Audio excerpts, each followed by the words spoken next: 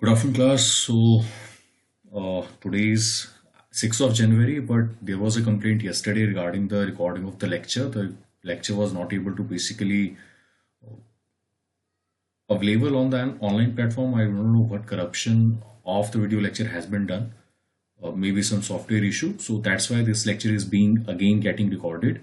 So I hope you will compensate for 2 hours today because on 5th of January and 6th of January, both the lectures would be very large in or very long in length.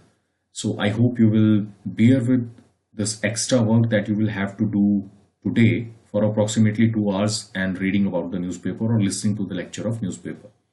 So the first news is related to the biggest COVID vaccination program. Plus, please understand this is not a type of a project that we should be proud of because there are two major things that you should know. First of all, the biggest vaccination program is needed if there is a huge population, and furthermore it is more needed as the population that is getting infected in India is also huge. We can claim it to the world that our population according to the total population that we had is a very small in number as compared to the world. Okay? Basically what I am saying is the proportion of population that is getting infected in India because of the COVID is very less as compared to the total population that we have in India.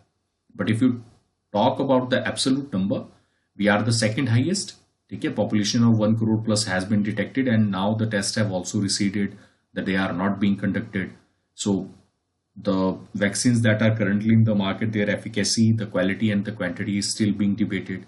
We have already talked about that the third phase data of all the vaccine that is currently available in the market has not been provided. So certain people have actually raised their concern on the efficacy of the vaccines. There are two articles today who talk about the efficacy and the transparency in the data of Serum Institute of India and the Bharat Biotech. So Covishield and the Covid vaccine are the two that they have launched in the market.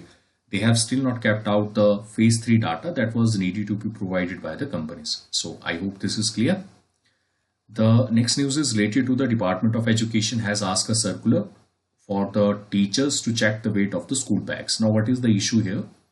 I hope you understand there has been controversy regarding the weight of the school bags that the children are carrying to the school because the teacher will tell them that these are the books that they have to bring in. Now, there are some other things that are needed to be carried to the schools. For example, water bottles, the lunch boxes, and some other form of art crafts, then the projects and all other things. Now, that have created a problem for the children in the younger age on because if the school bags are heavy, the pressure is created on the vertebral column and the knees. Okay, so that actually create problems for the growing of the children. Now, in that particular regard, the Department of Education has issued a circular, which is a very good, I think, type of a initiative by the state government. Sorry, by the state of India, not the state government. They have come up with the school bag policy of 2020, and in the school bag policy of 2020 they have said that, or they have mandated that responsibility of checking the weight of the school bags is needed to be confined with the teachers who will have to monitor the bags, how much they are weighing, what are the things they are going to bring to the schools, and what are the things that are going to be taken as a remedy so that the weight of the school bag can be reduced. For example, the school is or the management is to ensure that there is adequate amount of clean drinking water facility at the school so that the students do not have to carry any form of water bottle to the school. But I think this will be a dead letter because most of the times right now as the COVID is going, the schools are already closed. So most of the children will be coming from home with their own water bottle. The sharing of the lunch in the earlier times is not going to happen because most of the parents will be asking them to not share the food with the other children or not take a food from the other children lunch boxes. So that is going to create problem in the management. Otherwise, the idea was good. So they have mandated different form of weights. So you can read for first and second class, they have mandated 1.6 to 2.2 kgs. And for third, fourth or five, they have mandated 1.3 to 2.5 kgs. And teachers have been the sole responsible, and they have to give prior information to the students also that what type of books they should be bringing. The one thing this particular article mentioned, although this is a news, this is not an article. If you have to read it in an article form, I want you to think that what could be the alternative ways that could be provided for decreasing the burden of the weight on the children who are carrying their school bags. So first of all could be the locker facility that would be available, the availability of the books that are of the common course. Now some books can be kept in the schools itself because you have a large amount of media today that can be also exercised or can also be reached at home. So the students does not always require the books in their possession all the time. They can read from the internet, they have PDFs, they have printouts and all other facility that is available at the touch of their finger. Okay, so I hope you can understand that. So that's why some books management can be placed in the schools itself. So locker room facility needed to be provided, but the problem again arises that how the younger children will use the lockers and how well they will be used. Okay, so I hope this is clear. The next news is related to social media to check pangolin poaching. Now, what is a pangolin? Pangolin generally feeds on ant. There are two types of pangolin that are very famous in the eastern region of India and in the Chinese region. These are Chinese pangolin and the Indian pangolin. We have also one another pangolin, but that is not of much importance. Now, please understand, pangolin meat is consumed by the Chinese people. Its scales or the nails are being used to make decorative and the jewelry items. So that's why the poaching has been happening on a large scale of pangolin. Apart from that, when we talk about the Chinese pangolin, of course you can understand the Chinese eat such meat. So definitely the Chinese pangolin is a critically endangered species now. They have eaten up all the pangolin that were present over there. On the Indian side, the consumption of the meat of the Indian pangolin is not so much. So therefore, our Indian pangolin is in vulnerable IUCN list. Okay? So IUCN is a list which talks about how much vulnerable particular species is. Okay? We will read about this in environment. We have not gotten up to the environment, but I hope you understand this is what we will read in that. So Indian government or the Forest Department of Odisha have said that the personnel who are in the Forest Department should register themselves and try to find out the various WhatsApp groups, the Facebook groups in which the trafficking, sale and the videos are being put of the Chinese pangolin. You contact with them. Once you will contact with them, they will try to sell you the products, that is the pangolin, and then we will catch them. So basically this is a rescue operation, or you can simply say the Forest Department has gone vigilante and they want to do a type of a honorary work for the conservation of the pangolin. Okay, how much success will be there, we do not know. But of course, this is a good idea to take a track of the persons who are trading in pangolins and all other things. And even if it is or if we take a scenario that if they do not go on the WhatsApp group and they do not go on the Facebook group, it will issue a direct threat to the people who are trading in the WhatsApp groups and the Facebook groups that they can be caught. Up till now, they were working in complete freedom, but now they will always have to keep in mind that if the person with whom they are trading could be an official from the Forest Department of Odisha. Okay, so sometimes the policy, when you announce them, it is only for giving warning to the people who are engaged in a particular trade or particular subject. I hope this is clear. The next news is the veteran congressman and former minister Vikas Patil Undalkar had died. So I think for the last 3 or 4 days, we have seen 3 or 4 major stalwarts from Congress who have died. Please remember their names, where they belong to. Sometimes these questions are directly asked in the examinations. Although I think the level of the HPAS have been raising now day by day. So there is less possibility of that. But then again, you have to remember that these are the persons who have died and what are the contributions that they have done. So this particular person was the MLA from Mumbai. He was a minister for some time and he was elected for a record 35 years from the South Karad Assembly from Maharashtra. Okay, so 35 years, for 35 years he held that particular constituency under his control, or not under his control, but he was elected from that particular constituency. Now coming to the articles, the first article is black and grey. Why this is in news? First of all, before proceeding with this article, there are 2 things that you need to know. First of all, I hope you understand what is FATF. We have talked about multiple times regarding FATF. FATF is Financial Action Task Force. What does it do? It keeps tracks on the anti-money laundering platforms, or it keeps track on the money laundering and the terrorist financing. So the two major objective of FATF is money laundering tracking and the terrorist financing. Now, what is the issue here? Under FATF, there is another group called as Asia Pacific Group. Okay, so FATF is a larger body, Asia Pacific Group is a smaller body. The smaller body consists of the Asian countries who are there. Now, Asian countries have put up Pakistan in the grey list because Pakistan has been accused by India, and the project has been moved by other countries, that Pakistan has been sponsoring money laundering and also has been sponsoring terrorist financing that are being provided to Pakistan as in the form of aid. So in June 2018, a list of 27 items has been given to Pakistan, and they've been asked that you have to implement all the 27 action agendas that we have given to you. Okay, this is what has been happening.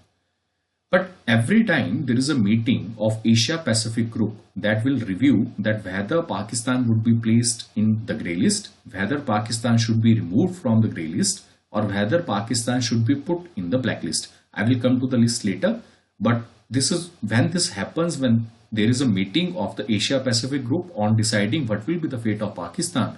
Pakistan always do such gimmicks in which they will try to arrest some person. For example, last time they arrested Maulana Masood Azhar. This time they arrested Zaki-ur-Rahman Lakwi because they were contained in the 27-point agenda. But India has been saying that this is the thing that the Pakistan do. Whenever there is a meeting, they always give a type of a feeling to the world that they are acting on the right path. So this time the terror financing, money laundering and the finance, these are the charges that were implemented on Zaki-ur-Rahman Lakwi. And in that particular case, India always accuses Pakistan that once the meetings are over of the APJ group, that is the Asia Pacific Group, once the meetings are over, these persons are set on bail, free to be roaming around and free to do the same things that they have been doing for so many years now. Now, coming to the list, there are three kind of list. What are the options with India? So the options with India are, if the Pakistan is kept in the grey list, it will have to suffer the same amount of sanctions that is currently suffering. I will come to sanctions in just a bit. The blacklist provide for stricter sanction, and if the Pakistan is taken off totally from the blacklist and the grey list, then the Pakistan do not have any obligation on acting any of the agendas that are listed by the Asia Pacific Group. So what are the financial restrictions? Now please understand, whenever FATF places some country in a grey list, it is a signal to the other investors all around the world that you should not invest in Pakistan. You should not give them money. You should not provide them with debt. Because if you provide them with debt, there are high chances that this money will be used for laundering, or this money will be used for terrorist financing. So other countries and investors do not invest in Pakistan.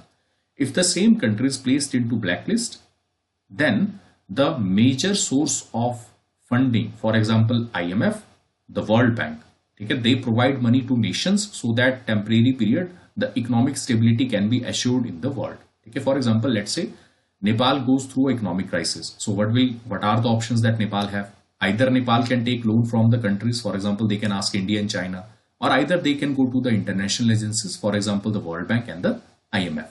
Okay. In the same way, if the country is placed in the blacklist, then the IMF and the World Bank doors will be closed for Pakistan. Now, this is what India wants.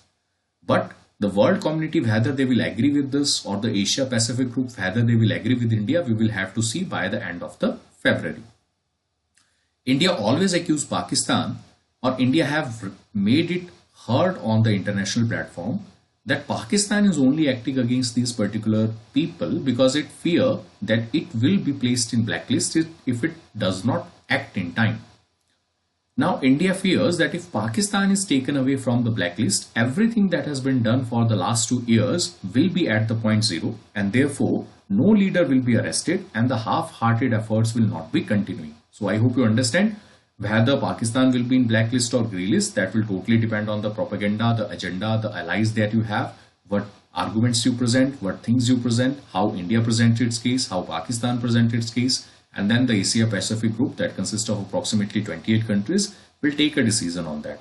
Okay? And more probability, I'm telling you by my own experience that I have been watching this particular thing for the last 1.5 years now.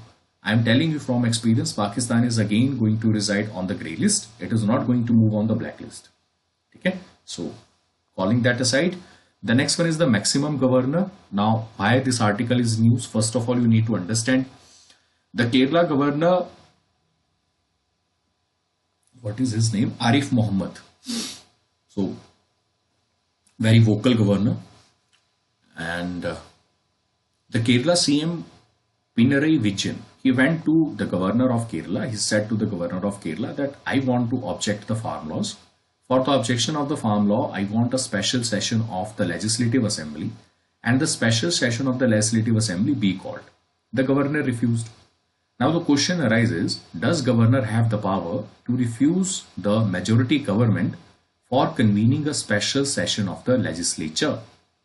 Plus, please understand, according to the constitution, the governor had to act by the aid and advice of the Council of Ministers, and the Council of Ministers, led by the Chief Minister, will advise that when the Legislative Assembly should meet. Okay, I hope this is clear. Now, he turned down it on the basis of the technicalities that were mentioned. So therefore, it draw a particular criticism, and some people even called even a turning down of a particular session of the parliament that this is the death of democracy, this is the constitutional error that has happened, this is the disruption of the federalism. Why they have called it a disruption of the federalism? I hope you understand what is a federalism. The basic premise is government at the center, government at the state. Okay? How federalism is being objected if a governor is being not abiding by what the Council of Ministers is telling them to do? How federalism is objected or violated? In the same sense that governor is appointed by the center. Governor is appointed by whom? Governor is appointed by the president on the advice of Council of Ministers of the Modi government. Okay? Or Prime Minister advise the President of India to appoint a particular governor. So in the same way, the Chief Minister advised the governor for acting or convening a particular session of the legislature. Okay? So they have denied. Now they have talked about, so who had the power, whether it is the encroachment on the maximum governor, so the maximus of the power should not be there, the governor is only a body, what could not be done, all other things has been said about the central government. But I hope you understand that there was nothing much issue in this particular part. And again, an issue with respect to the powers of the governor versus the powers of the CM have come into forefront, because under Article 356, if the governor decide that there is constitutional breakage of machinery within the state, he is free in his discretion to ask the president for a president rule within the state, okay, or for calling of a state emergency. But in all other decisions, he is not free in his discretion to basically act on his own, and he is always had to abide by the advice and aid of the Chief Minister provided by Council of Ministers. Okay, I hope you remember this. So we will talk about more about governor when we will reach to this particular chapter. But for right now, just understand this particular thing. Okay. Now coming to the next article, that is a not for recognizing the value of housework. Now this is very important article for all the women who are present at home and working at home. And this article, although is written in a very good sense, I think there are some drawbacks in it. She have not mentioned the drawbacks, but I will tell you when this article will finish, because I do not want to, for some articles, I do not want to basically interfere what has been the sense of that particular article. So whenever this article will be over, I will give you the interventions that I will raise or the points that I will raise from my own. Okay. So the article revolves around the Kamal Hassan party. The Kamal Hassan party is Makkal Nidhi Mayyam. You need not to remember the name. Now this party, what it has announced in its election manifesto that they will provide wages or monetary benefits to the women who are homemakers. Okay? Or basically you are saying that we will treat homemakers as a salaried profession, and we will recognize what they are doing and we will provide them money. Okay, so as farmers are provided the money on the basis of the land that they are having, Kamal Hassan is saying that we will provide the homemakers or the women who are at home the amount of the money they desire or they require or they deserve for the work that they have been doing at home. Okay? Now, this article says that what are the origins of the demand. So the first part tells about that what has been the origins of the demand, from where this particular demand is coming. Now, when we talk about women before the Industrial Revolution, it is often said that the household work is a work of love. It is not a work of labor. So, in that particular sense, the labor out of love is how the work has been forced on women. And it is in the nature of the women that out of love, they do this work for their husbands, for their children, or for any other member within the society. Now, the first problem was for the feminists who were there. There are two kinds of feminists. The good feminists who were there, the radical feminists I am not talking about. The good feminists who were there, they talk about that although this is a labor out of love, but then again, this is a huge labor that they have to do. The first thing that they talk about the capitalist profits. They said that whenever a particular person is working in the company, he can decide which work he want to do, in which value or in which money he want to do, but not the woman at the home. So we are a type of a bonded labor at home, and we are being made to work without any remuneration, without any recognition, or without any monetary benefits that we are getting. I hope the first phase is clear.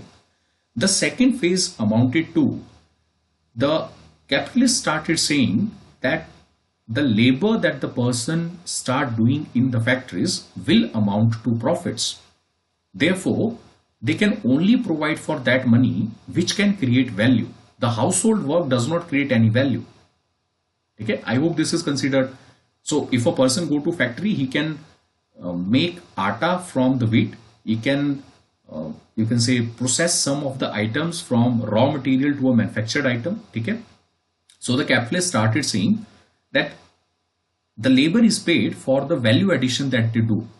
At home, the woman does not provide any value addition to any of the things that they are doing. For example, simple cooking does not amount to value addition. So this is the second kind of problem that was in front of the feminists. So feminists say that we are creating the labor, we are raising the labor for approximately 30 to 40 years, for approximately 15 to 20 years that you are using in your factories. So if you are ripping out profits from the labor by employing them in your factories, it is them who have raised that particular labor or that particular family. That's why they are able to work outside. Okay, I hope this is clear. This is the second myth that has been busted. Now, in that particular part, she again says that the woman does not have when we talk about the labor can refuse to work. They have a right to refusal of work. They can negotiate. They can ask for better condition of work. But when we talk about the woman who is working at home, she is obliged or needed to be work under the social contract, because the social contract generally involves an agreement between the husband and wife that they will come into a relation with one another, and then the social contract already that is present in the society says that the woman will cook and the husband will work. Okay, this is how everything is happening in the Indian societies also. Now the problem is that you are not providing autonomy. Okay, you are not providing autonomy to the woman that she can refuse the work she wants to do. You can refuse it in the companies if you do not want to work. You can always look for better opportunities. You can always look for better facilities if you are in a labor, in a particular factory setting if you are working. But at home, you cannot expect for better conditions, better labor, or better help from anybody. Because that is how the woman work is currently going on. Now, in that particular part, there are two beliefs of thought, because the idea is to provide wage money to the woman. There are again two belief of thoughts. The first belief is that the woman should be provided money for the work that they are doing at home, for the unpaid work or the unpaid labor that they are doing at home. The one set of the section believe that it is merely a recognition and you are providing, or the money should be provided, so that will actually empower the woman for the amount of work that they are doing at home on equality with the men who are earning outside. Okay, I hope you are understanding. The woman is doing work at home for which she should be paid 10,000 rupees. The another person who is working outside, he should be paid 10,000 rupees for the work he is doing. So that will ensure equality. This is one set of belief. The another set of belief is that when we try to ensure equality, maybe the monetary benefit is not always needed. Because if you start providing monetary benefit to the woman for household work, most of the men, as the thinking goes, that you are getting paid for the money, because men are always driven by money. They will work for money, and men mostly, if the money is not provided, most men do not work. Okay? So if the money is being provided to women, most men will not work at home. So in spite of ensuring equality, you will ensure bifurcation between the families. Okay, now I hope you understand the difference between the radical feminist and the positive feminist. The positive feminists want the recognition of the work. They want that the work be recognized. They want that it should be appreciated.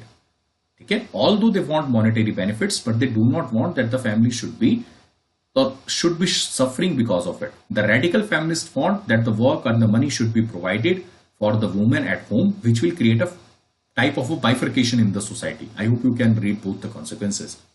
So when we talk about the women, what needed to be provided to them, how the monetary remuneration should be provided, because Mr. Kamal Hassan have announced that he will be paying all the unpaid women who are in the his state with the money.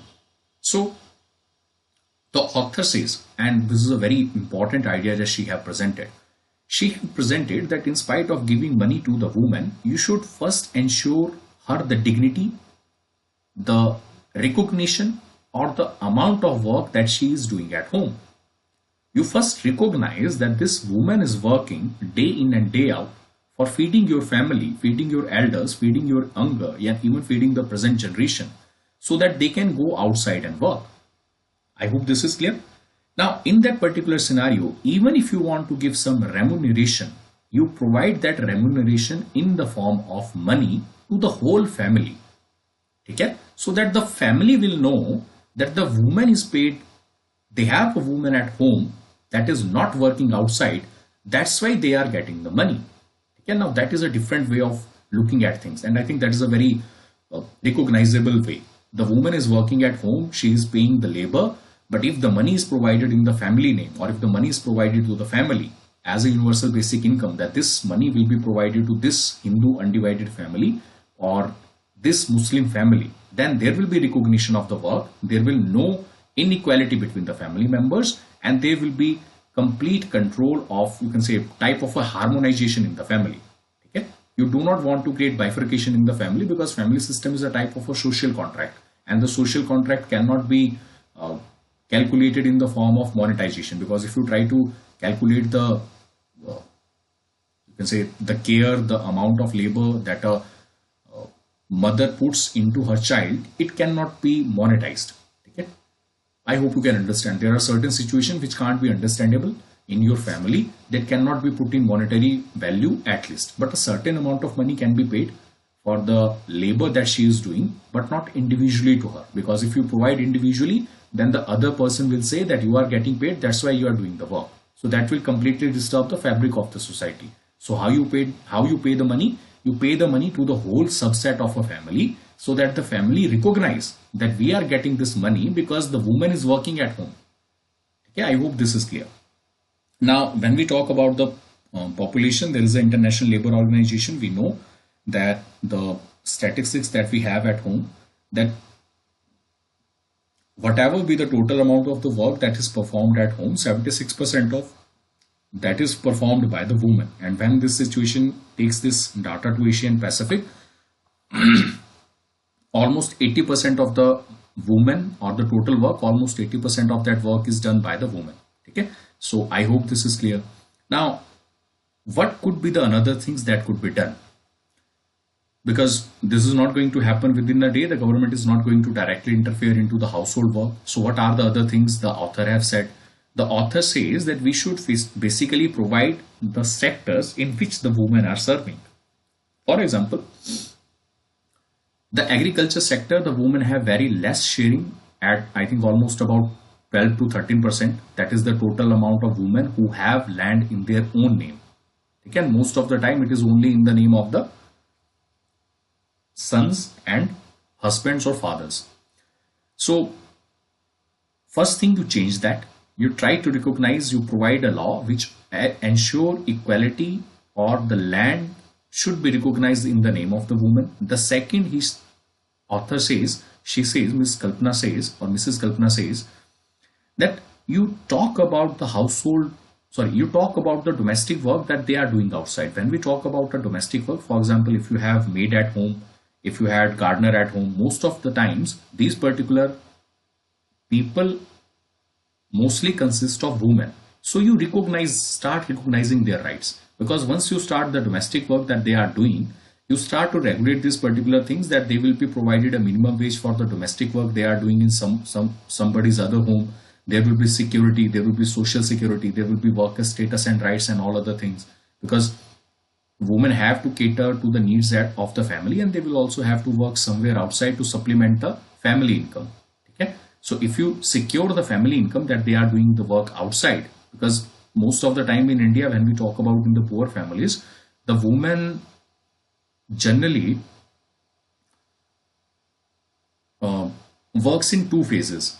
She have to cater to the need of the family, and then she also have to supplement the family's income. Okay, so she usually only works for 4 to 5 hours within a day. She cannot works in long shift as men can. And for example, the man can go from 8 to 8. There will be no complaints. They had nothing to do at home. They can come home, they can eat, they can sit on watching the TV, and then they can go to bed. But the women have to prepare the food, they have to serve the food, cook the food, wash the utensils, and then again start the routine before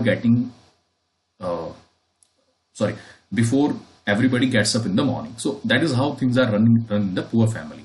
So author says that you should firstly protect the domestic work that the woman is doing outside in others' home. You provide them with regulation. Then you go toward the unpaid recognition of the unpaid household work.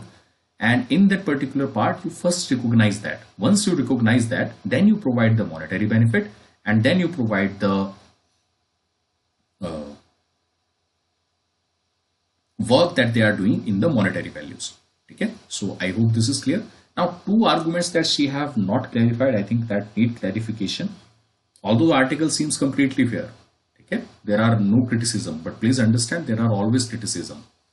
Now class, please understand, if monetary value is being provided for the unpaid household work, wouldn't it be desired by the society, or wouldn't it be discriminatory with the women, that they should always work because they are getting paid, the men are not getting paid? Okay? Either the whole family should get paid, either men and women both should get paid, that if they are doing the household work, then both should be given the money.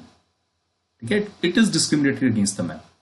Secondly, what is happening? How will you calculate the work that is woman doing in the home? Because every family has a different situation. There may be some families in which the men are always doing the most of the work. Men can also claim that they take away certain facilities or certain ingredients from outside. They bring them home, they take care of their children, and then they can provide for the facilities that the woman or the family is requiring at home. There could be another issue. There are some instances in which the men are helpless. For example, when the baby is in infancy, for the first 3 or 4 months, it will only need the mother, because she is better to provide the care for. She is better for the nutritional diet that the child will be requiring. Okay, so men cannot put in efforts for that. So if the women start feeling that they are getting paid for all the money or all the pregnancy and all the issues, how will you balance the things? Because in a family, the work that is done by one cannot be compensated by another. Okay? I hope you understand. The things that can be done by a woman cannot be done by a man, because you cannot ensure equality. The radical feminists will say that if I am making sweaters, you should also learn how to make sweaters. Okay? If I am walking the child and doing this and small things for the child, you should also do the same. But there are some things that the men are not capable of, or not capable of doing in the same manner. Okay? I hope you understand. I do not want to try to confuse you here, but I hope you can get the clarity. The care that the mother can give in the infancy to a particular children is not in the purview of the man. Okay? They can teach them certain things, but not all the things that the woman can do. A man cannot easily understand whatever the child would be crying for. He does not have so much of a patience right now to do with the children. Of course, the feminists also want the same, that men should have patience. There are some patient men, but there are some certain other obligations that women can cater easily to and not the men. Okay. So how will you calculate the wages? Because it varies from family to family. Okay. There are some families where the man does not do anything. There are some families where the man participate equally in all the course. Okay. Then there are job obligations. For example, sometimes the men are always engaged in some harmful jobs. If they are in mining, they would be pretty tired at home. Okay. If they are in the office job, the man can help. But let's say if a person is in the army, he is not present at home, how the equality will be ensured? Okay. I hope you are understanding. So these are some of the criticisms of it. The only objective is to provide you with the whole picture. So I hope this is understandable. The next article is related to the quality gigs, the solution to the urban employment. First of all, what is a gig economy and what is the issue here? Now this person have talked about the urban unemployment that has been increasing from 6% to 9%, and in the month of October 2020 we have seen this to increase by the month of November 2020 from October to November approximately 10%. So 10% is the urban unemployment that is currently working on, and we can also see the increase in the demand of the MG Narega. MG Narega is Mahatma Gandhi National Rural Employment Guarantee Act. So under this employment guarantee, if you demand a work from the government, within 15 days the government have to provide you the work, and for approximately 100 days. So we have read several articles that certain states have written to the center that you should increase the 100 days tenure to the 200 days because of the COVID there are a lot of layoffs in the private companies, and a lot of people have moved to the rural areas who are in immediate need of the work, and therefore if you do not increase the money they will go hungry, or do not increase the days, they will go hungry. Okay, I hope this is clear.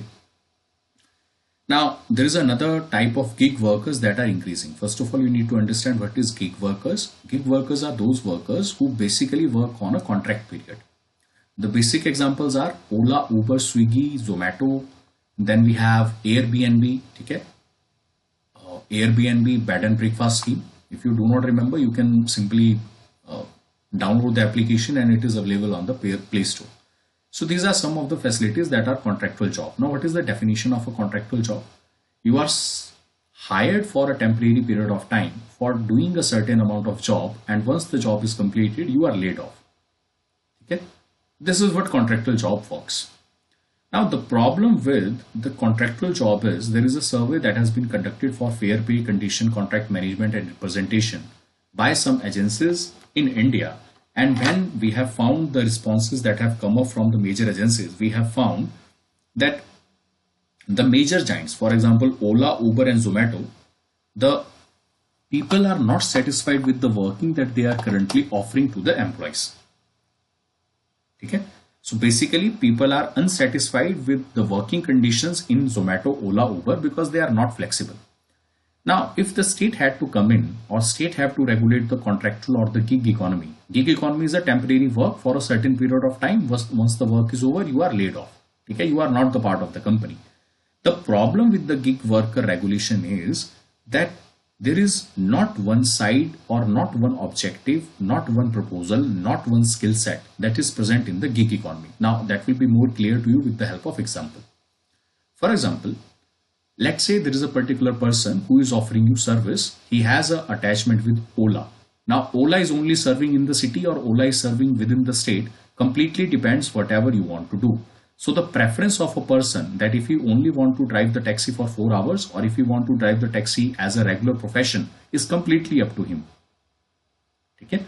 So you cannot regulate in that particular thing. The second issue is there are certain jobs in the gig economy that require skill sets and that are devoid of skill. For example, let's say you are a person who is owning a particular hotel in Manali and you want to rent out that property for guests who will come over there. So you can easily rent out. There are no skill set that are required. But let's say you want to offer, you have a course in mountaineering from the Manali Institute. Okay? So you want to take certain set of people for trekking in the hills. You require certain skill set which will ask you to manage tents, ask you to climb the mountains, ask you how to tie the ropes. So there is a difference of skill set between the two.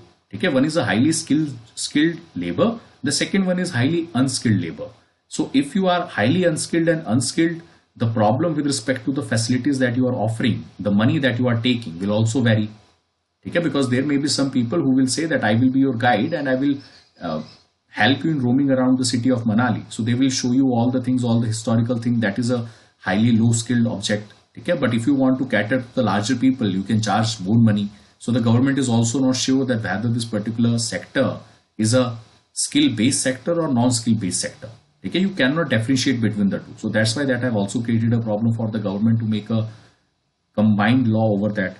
Now, what are the other options that Mr. Vinit John Samuel is saying? He's saying that basically in the economy, there are a lot of things that can be worked out. For example, he have taken the example of Swiggy. He have said that whenever the PM Swanidhi came out, PM Swanidhi was basically providing a 5,000 rupees loan to the roadside vendors who were selling either the products, for example, samosas, puri, all other things, and the chaat masalas, all other things. So in that particular scenario, as they were selling, so their businesses has been closed. So they have taken them on rent. So PM Swanidhi announced them 5,000 rupees loan without any collateral.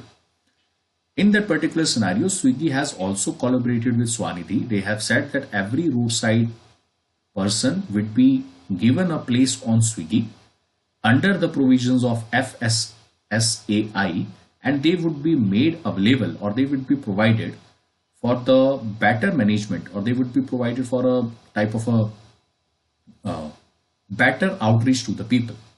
Okay, so that can also be worked out, and in that particular case the urban employment can be ensured with the help of the private sector. If we talk about what is the minimum amount of the urban money that the government should be paying, so in urban scenario, according to a survey, the need is approximately 300 rupees per day, which will cost approximately 1 lakh crore to the exchequer if they have to cater to the needs of all the urban persons who are selling in the urban areas. So therefore, if there is a symbiotic ties that can be established between the private sector and the government, it will be helpful for both the urban employment and also helpful for both the people who are working in the urban sector. Okay, so I hope this is clear.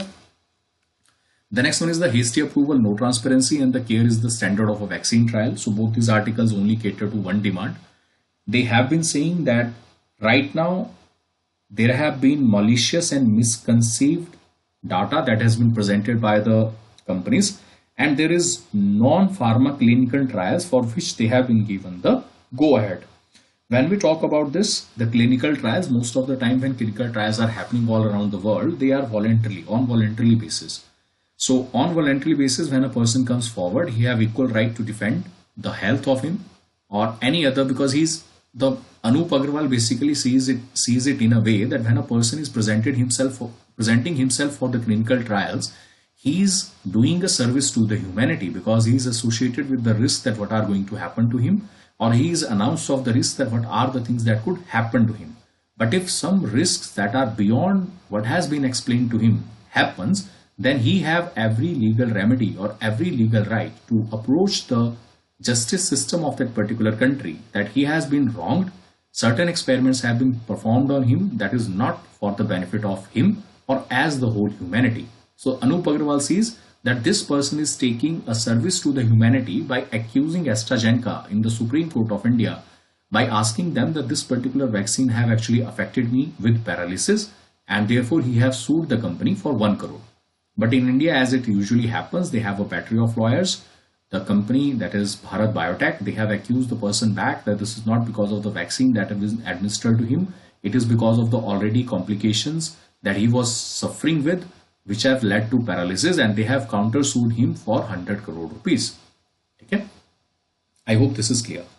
Now, when we talk about vaccine, there should be multiple trials that are needed to be conducted, and we were very hopeful in providing the elimination of smallpox, and we are on the verge of elimination of polio.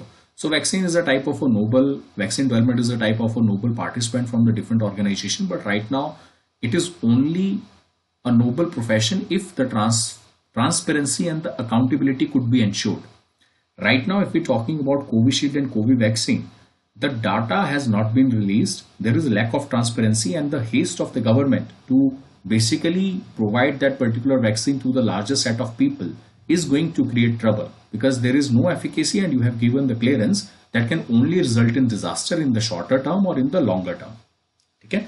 Now, when we talk about, there are only 1600 participants who were in the phase 2 trial of the Covishield, and 1200 participants has been safely tested, and 400 participants has been tested for immunogenicity. Okay. Immunogeneration means that they have developed antibodies against the coronavirus. So only 400 has been tested right now by this particular agency for the Covishield.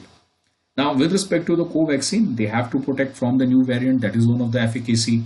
The clinical trials right now, they are basically the rollout of the vaccine happens after the clinical trial, but this is an emergency used under controlled condition. So therefore, government is directly implementing this particular vaccine on the people. We do not know what side effects it will bring or what things it will bring, but this is what they have done. Okay, then he compares, Mr. R. Prasad compares it with the world perform. They have said that all the clinical trials were already conducted, the first phase, the second phase, the third phase. Okay. And then the vaccine was launched into the market. But in India, only the phase 2 trials are going, and you have opened up the vaccine for emergency use under the phase 3 trials, which has led to the question of transparency and the efficacy of the vaccine. We are yet to establish the data. The data is still not out, because if the data is out, the other scientists can look into the various drawbacks that they are having. And he accuses the government that the government is creating a type of a propaganda system to actually give a go ahead to a vaccine that is not, or whose efficacy has not been established right now. Okay, it may be established, the people are hopeful, but you can't, in science, you can't be resting everything on hope. You can rest everything on data and the things that you would be providing. Okay, so I hope this is clear. The next one article is the embracing energy efficiency. Very small article, need not to go into detail. I will give you just in 3 lines. So there are electricity right of consumer rules 2020 who has been enacted now. So what does it require? It requires for uniform performance standards of the various discoms, and second one is the compensation that the consumers will be given in case of violation of any form of electricity cuts or major power cuts. Okay, so now you have a right to sue the power company if electricity is gone for a major period of time. The next issue is with respect to the COVID, the electricity consumption has been decreasing. The consumption, because the factories were closing, so therefore the consumption decreases, and that actually provided a type of a pressure on the finances of the discom companies. Okay, first of all, you need to understand how the working of the electricity sector is. There are power generators, for example, NHPC and NTPC. Then there are distribution companies, for example, HPAS. Himachal Pradesh State Electricity Board is a power distribution company, and then you are the consumers. Okay. So HPSEB has contract with NHPC and NTPC that we will buy such and such power at such and such rate from you, and then it is responsible of HPSEB to repair the poles, the wires and all other things to provide you the facility at your home. Okay, this is the basic how the electricity sector works. The problem with respect to the efficiency, this article deals with efficiency. This article says that whenever the power is bought, much of the power is being lost. That is a loss for discom. That is a loss for the households because the electricity bills are getting very high. The discoms have to provide more voltage because the electricity is getting lost. So what are the alternatives here? The alternative is to use efficient or star labeled appliances at home. For example, you all had air conditioner. Maybe you all have air conditioners or not, but you all have refrigerators at home. So only 60% of the refrigerators at home are star rated. And when we say star rated that they are efficient up to a particular sense. So 5-star is the most efficient and 1-star is the least efficient. And 90% are the home efficient, does not have any efficient ceiling fans right now. Now, he says that what can be done with respect to the ceiling fans, there is question of availability and affordability. So Bureau of Energy Efficiency have provided a regulation that by 2022, every fan that will be sold in the market will be sold of the star rated or will be sold of a star labeled. Okay. So what does he mean by that? He says that basically by we have replaced or we have tried to replace the energy inefficient appliances at home, which will make energy more efficient. But we need to do more by replacing the ceiling fans. The ceiling fans has 2 problems. One is availability and one is affordability. So Availability is right now they are not available in the market, and affordability they are costing twice as much as the normal ceiling fans. The second one is India lacks awareness in with respect to the star labor program, and they have conducted Shalu Agarwal have conducted a survey in which she have found that only 25% of the people have basically known about the star labeled rating. Most of the people do not know about the star labeled rating. So three things you have to take care of: availability, affordability, and awareness. Three A's are needed to be taken care of, and therefore you will be able to basically provide the supply quality, and therefore the consumption pattern or the check on the pattern can also be taken care of. Now with respect to the Ujala scheme, that is one example that we have right now with us. We have replaced whole of the CFL bulbs within the country by providing subsidies from the government of the LEDs, and that has been one of the major successful project by India. And 82 million tons of carbon dioxide has been reduced. And of course, if the government want to ensure power to all, that is the one thing that we need to pursue. Okay. The next news is Kerala on alert after bird flu in 2 districts. I think the bird flu is occurring all over the district. In Haryana, I think 20,000 poultry birds have died, which is the major source of poultry birds to HP also. The next one is, I think, Madhya Pradesh, in Rajasthan, in Kerala, in HP, or I think in some parts of UP also. We have seen huge breakout of bird flu, and therefore all the people who are eating chicken and all other things right now, they should stop it, because there are chances that this bird flu, if goes to the human, there are various complications that can happen. Even person can die. So for certain period of time you should avoid, and there are approximately 9 influenza A virus that are currently associated with the bird flu. So H5N1 to H5N9 they are there, and we have found the subset of H7N92 and H5N1 to HNA1 protein. Okay, so you need not to go into detail, just be aware of the bird flu that is currently going on in the state of India. The next news is related to Jai Shankar visit to Sri Lanka. Because please remember, there are two major important things about Sri Lanka. Gotabaya Rajapaksa has gotten close to the Chinese embassy, and China have given a certain amount of a large loan to the Sri Lankan authorities, which they were not able to pay back. As they were not able to pay back, so they will have to lend out some of the land that was there. Now tell me, where in history we have read certain things? Lord Wellesley used to do so. Okay, what does Lord Wellesley do? Lord Wellesley will provide you army. The expenses will be borne by you. If you are not able to pay the expenses, some land has to be ceded to Lord Wellesley. Okay, this has happened in history. This is the same thing that China is doing. China will give you debt. China will give you money. If you are not able to pay back the money, they will take some part of your land for a period of, let's say, 99 years. It is a transformed buying of the land, but it is the same issue. Okay, so what China is doing? China is basically have taken up the Hambantota port, a certain set, the west terminal of it, from the Sri Lankan authorities for a lease of 99 years. Okay, so it will be provided security by the Chinese army. It will be provided trade by the Chinese army. Sorry, by the Chinese authorities. Okay, इस बात को ध्यान रखिए. They own that particular property. So to counterbalance that, India also asked that you please grant us permission on trading on your borders. Now they ask India that if you want to invest, this is the huge amount of sum of money that you have to take with you. India said that we do not have money. So what could be the alternative? They said we will, हमारा दोस्त है Japan, वो हमारी help करेगा. So we have taken help with Japan. So now we are maintaining the East Container Terminal in the neighborhood of China, where they are maintaining on Sri Lankan territory. Okay, so that is one of the major negotiations that are currently going on. The next news is India aim to reform multilateralism, very, very important. So first of all, name the India's permanent representative to United Nations, that is T.S. Tirumurti, and he have installed the tricolor in the ceremony over there. So T.S. Tirumurti is the permanent representative of India to the United Nations Security Council. You must remember how many members are in the United Nations Security Council? 15. And out of them, 5 are the major members. We have been talking about the reforms of the United Nations Security Council, but Mr. Tirumurti has said that we want to engage with the world in a reformed multilateralism. This is the major agenda. Yesterday, I think I also told you that reformed multilateralism, that is the cooperation between different nations, is the agenda of the government at the United Nations Security Council. We have been elected for the year 2021 and 2022. Every other non-permanent member is elected for a 2 tenure.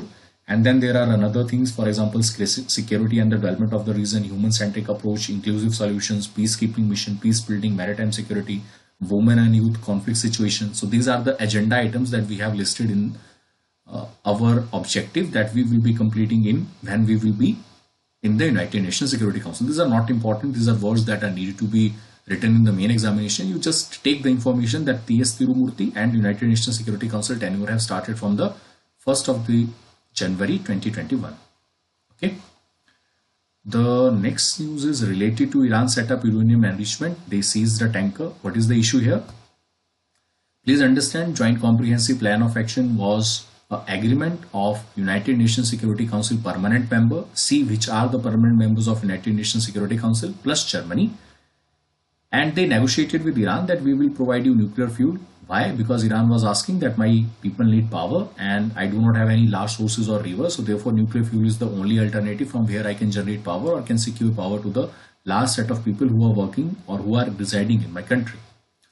In 2018, unilaterally, the USA, the president of USA pulled out from the Joint Comprehensive Plan of Action, which ensured a type of nuclear fuel. Now, Iran, in retaliation, there were different issues between Iran and USA. I will not go into those issues, but Iran, in retaliation, has basically started developing the enrichment of the uranium. They said that if you will not give us the uranium fuel for the power needs, we will make a nuclear weapon because we want to secure the territory of Iran.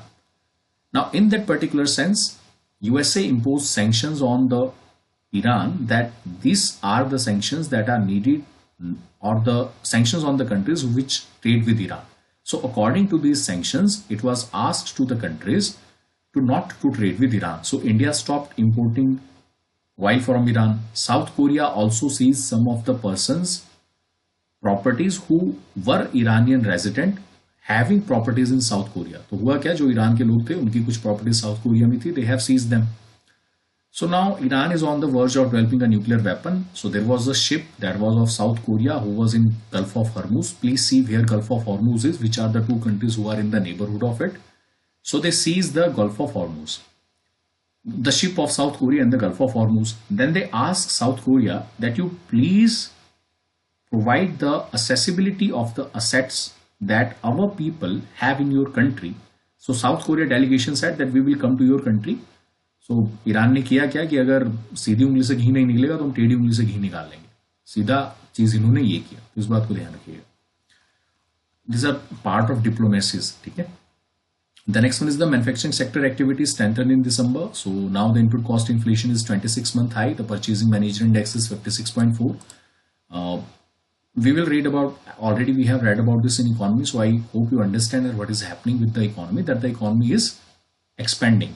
Okay, we are on expansionary path and therefore the demand for the economy or within the economy is increasing. The next one is the Vietnam buys rice for the first time in decades. So Vietnam, which is the world third biggest exporter of rice, has started to buy the grain from rival India. India is the largest exporter of rice for the first time in decades after local prices have jumped in the domestic market. So the local prices in the domestic market in Vietnam is approximately $500 to $505 per ton. In India, the prices are $381 to $387 per ton. So even if we include the cost of transportation, I think they will probably land at $450 to something. So that's why Vietnam has now basically started importing rice from India. ठीक है, इस बात को ध्यान रखिए. Next one is the Exim Bank. So Exim Bank is an international, have started to raise bond market or have issued bonds approximately $1 billion of money issue in the US market. Okay, so we will be issuing US bonds. What does Exim Bank want to do? Exim Bank want to raise money from the market of USA by issuing them bonds. Okay, how does bank raise money? They go to the people, they ask the people that if you give me 100 crore, you can take 107 crore from me after 7 years with 1% interest that will be credited to you after every year. Okay, so that's how the bonds are issued. The bonds are issued to the private companies. Now the banks issues the bond, so the money can be raised from the market. So what Exim Bank will do? Exim Bank will raise the money of approximately $1 billion by the US bonds from the debt market, who will be dominated in dollars. What is the purpose of raising the bonds in dollars? The risk is minimized. Okay, so I will not go into explanation of bonds. In my opinion, it is already explained in the class, so you understand how the bonds work. Okay, so I think that is it for today.